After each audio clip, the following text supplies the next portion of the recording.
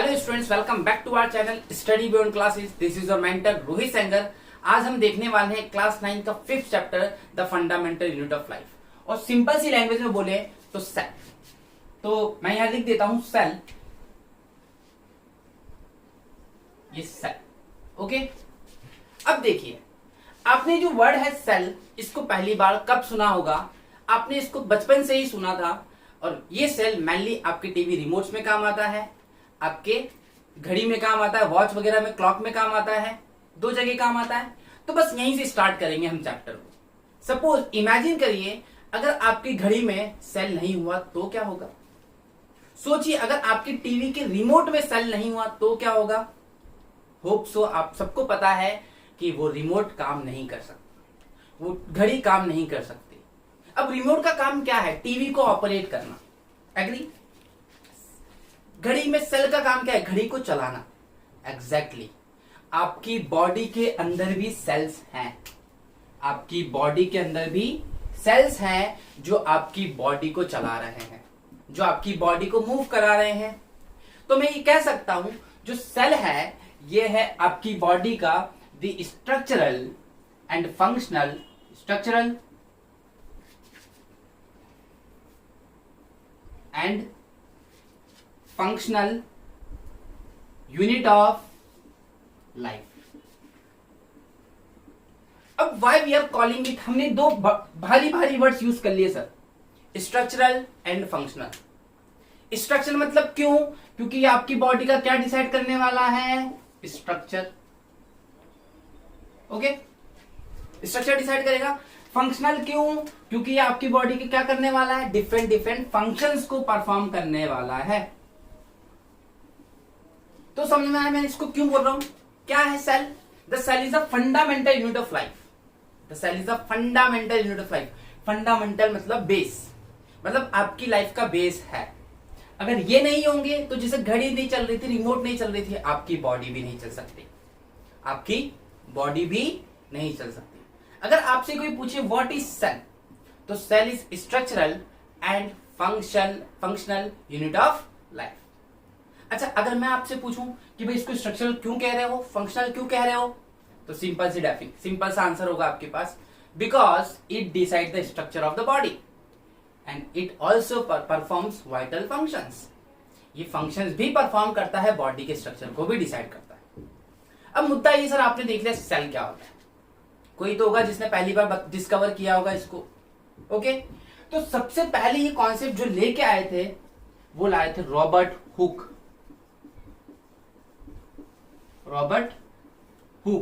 Okay, इन 1665। और exam में ही question आता है सीधा सीधा, who discovered cell? Robert Hooke discovered cell in 1665। आपको पक्का मिलेगा एमसीक्यू में ये क्वेश्चन। तो इतनी बात समझ में आई कि किसने सेल डिस्कवर किया? भाई सेल डिस्कवर किया रॉबर्ट हुक ने। कब किया था? 1665 में। अब देखिए, जब इन्होंने डिस्कवर किया तो भाई नाम देने का किसको है? इनको है। एक सिंपल सा एग्जांपल लेते हैं। आपके पेरेंट्स हैं, आप उनसे आए, आपको नाम किससे मिला? आपके बड़ों से। उसमें सबसे इंपॉर्टेंट रोल किसका हुआ? आपके पेरेंट्स का। भाई क्योंकि जिनसे आप हैं उन्होंने नाम रख दिया आपका, यहां पे भी ऐसा ही है। सेल को नाम देने वाला कौन थे?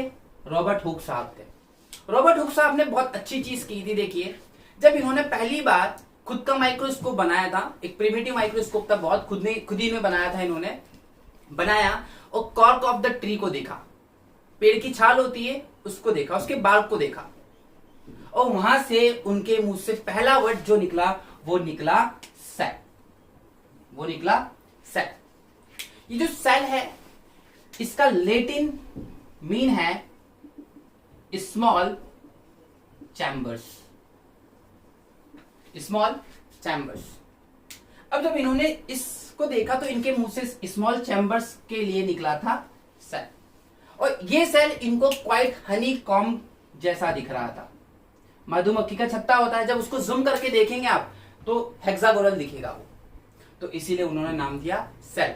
सेल मीन्स अपार्टमेंट, कंपार्टमेंट, छोटे छोटे कंपार्टमेंट। तो ये है आपका सेल।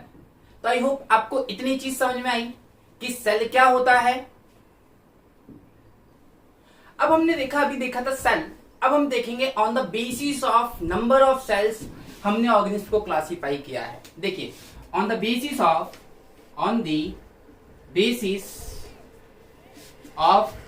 नंबर ऑफ सेल हमने क्लासिफाई किया है इसको दो में। ओके, दो में क्लासिफाई किया है। एक है आपका यूनिसेलुलर, एक है आपका मल्टी सेलुलर। देखिए यूनि का मतलब होता है वन, मतलब सिंगल। ओके, और सेलुलर का मतलब होता है सेल से। ओके, यूनि का मतलब single, cellular means cell, multi का मीन्स मैनी, और अगेन सेलुलर मीन्स सेल। तो यहां से डेफिनेशन आती है बहुत सिंपल सी, the organism having single cell is called unicellular and the organism compose of multiple cell are called multicellular. those organism having single cell are called unicellular. Okay, और those organism having more than one cell are called multicellular. Okay, तो ये बात हो गई unicellular की, ये हो गई मल्टीसेलुलर की। अब देखिए यहां पे है सिंगल सेल, यहां पे है मल्टीपल सेल, और मैंने सेल का मतलब क्या बताया, सेल को काम करना है। अब यहां पे सिर्फ एक सेल है, तो एक सेल एक टाइम पे कितने काम करेगा, एक फंक्शन। तो single cell perform single function at a time. भाई एक टाइम पे एक फंक्शन परफॉर्म करेगा। Okay,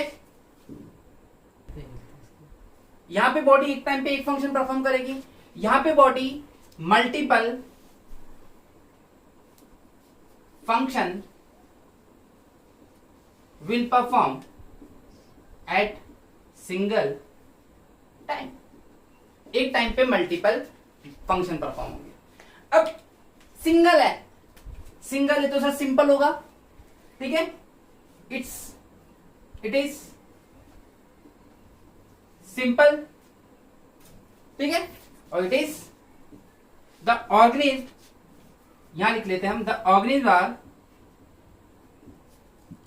organism have simple structure. भाई उनका स्ट्रक्चर कैसा होगा, सिंपल होगा, सिंगल सेल है। यहां पे organism, the organism have complex structure.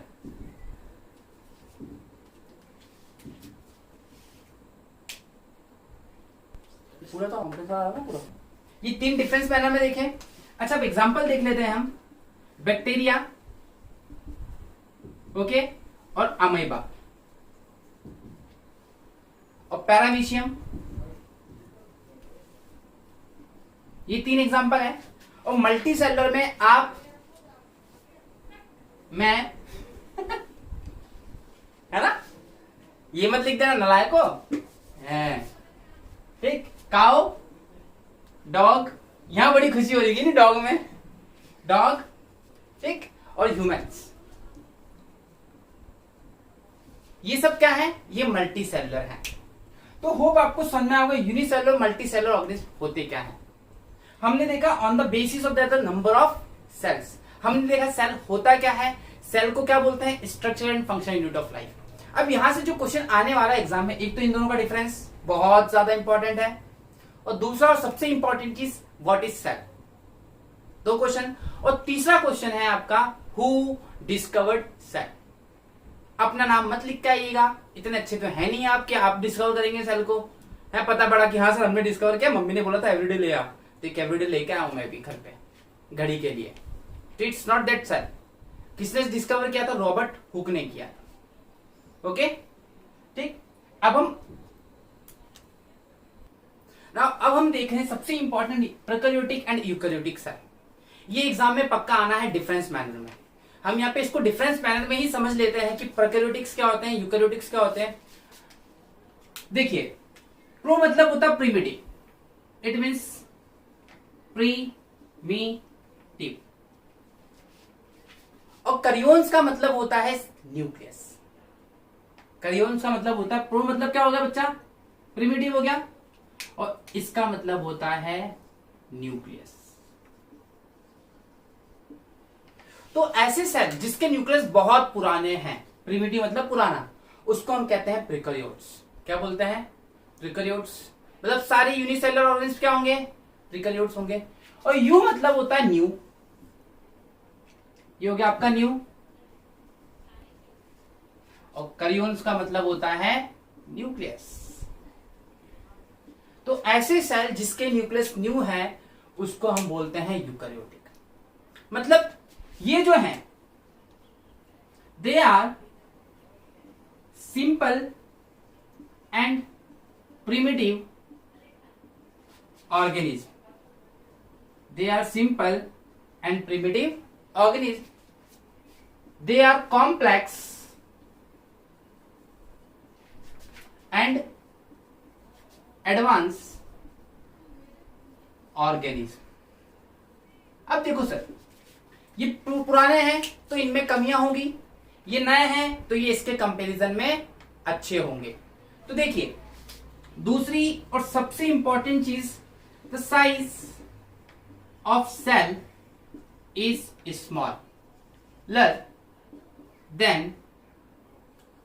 Smaller than eukaryotes.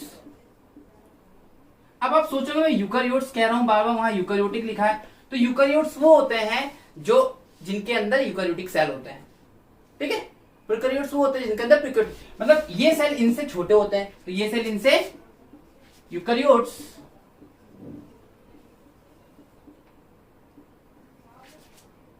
Cell are larger than prokaryotes.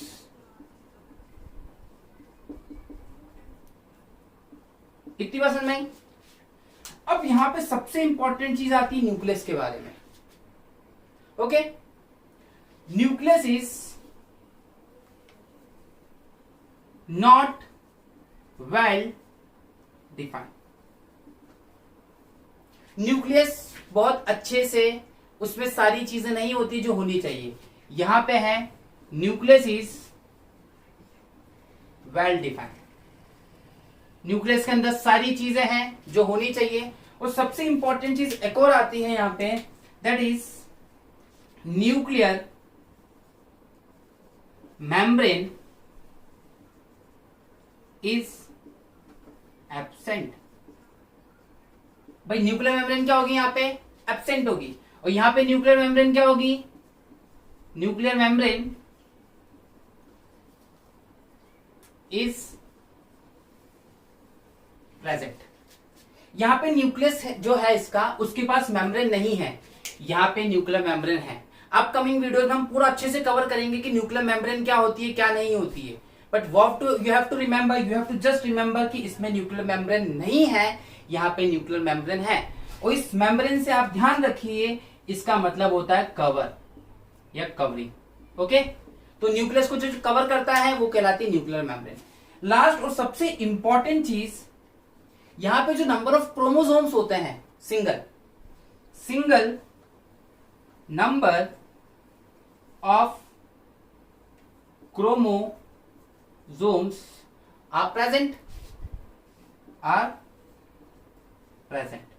और यहां पे more than 1 chromosomes are present। जो भी नए नए वर्ड दिख रहे हैं, जैसे आपको क्रोमोसोम दिख रहा है, तो हम इसको डिस्कस करेंगे अपकमिंग वीडियोस में। इतनी बात समझ में आई। अब प्रोकैरियोटिक्स की बात करें, यूकैरियोटिक की बात करें, तो 5 डिफरेंसेस इनफ है। एग्जांपल देख लीजिए आप, इसका जो एग्जांपल वही है। यूनिसेलुलर के एग्जांपल कौन थे? बैक्टीरिया थे, साइनोबैक्टीरिया थे, तो इसका एग्जांपल हो जाएगा, मैं यहां लिख रहा हूं इसके एग्जांपल्स को, ठीक। एग्जांपल हो गया बैक्टीरिया एंड साइनोबैक्टीरिया, मतलब बहुत पुराने बैक्टीरिया हैं। ओके, और यूकैरियोट्स में वापिस से आप आ गए, ठीक है, काउ, डॉग, ह्यूमंस। तो 6 एग्जांपल, 6 डिफरेंसेस बहुत है, 5 तो ये हो गए और एक एग्जांपल, टोटल हो गए 6। आई होप आपको इतनी चीजें समझ में आई होगी। In this video we have covered what is cell and why it is called structural and functional unit of life.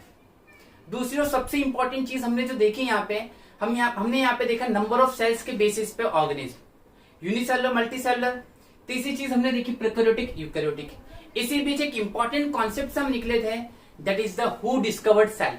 Robert Hooke ने डिस्कवर किया था 1665 में। Then remember these keywords, that is very beneficial for your exams. Thanks for watching. I hope you like the videos. Don't forget to share and subscribe our channel. Thank you.